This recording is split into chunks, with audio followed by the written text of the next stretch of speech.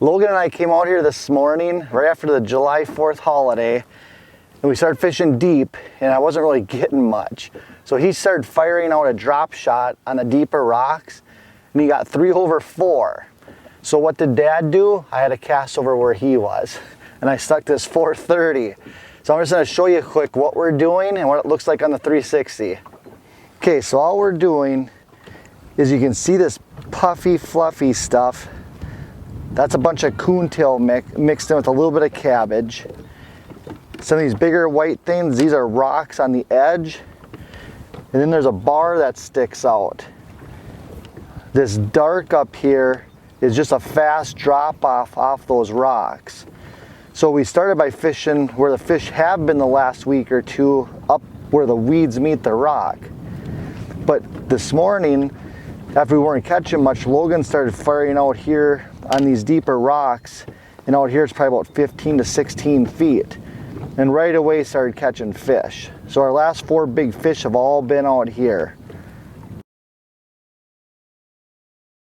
Okay, so we got to this second spot this morning, and the first thing we did is I fired an all-terrain jig, 3/4 ounce, and Logan threw his drop shot. We both hit the bottom.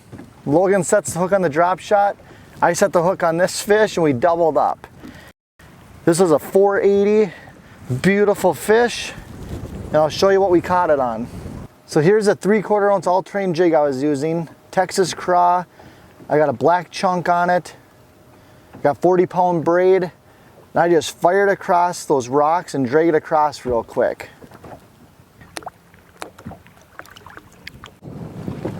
Okay, so when we pulled up to this spot, first thing we did was that drop shot jig combo. What's cool about the 360, I know exactly where those fish were. I cast right in this little lane right here with the big heavy jig. Logan threw over here with the drop shot. He set the hook on the fish, I was dragging through here, and about right in here, that big fish picked it up. It's that simple. Every single cast, you know where you're at. If you get a snag, you can see which rock you're on. If you catch a fish, you can see what rock you're on. It's too easy with this setup. We're out here on this sunken hump, and I'm watching the 360, and Logan and I are throwing to the rocks and beds in front of us. And underneath the boat, we're still watching the 2D. We've got like 5 fish just dropping right below the boat. Plus we're catching fish in front of the boat at the targets we're using the 360 for. I'm going to show you quick on the sonar what we're doing here. So you can see on the sonar here below the boat, when we see these marks, we're just dropping the drop shot right over the front of the boat, and we're catching the fish. There's another one. There was another one laying on the bottom.